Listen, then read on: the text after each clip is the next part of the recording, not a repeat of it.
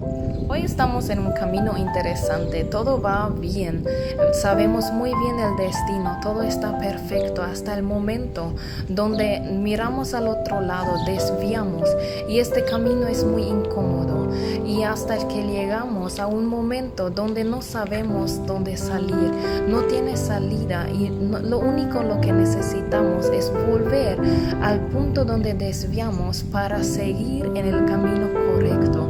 Y Jesús en lo espiritual decía eso: yo soy el camino y la verdad y la vida, nadie viene al Padre sino por mí.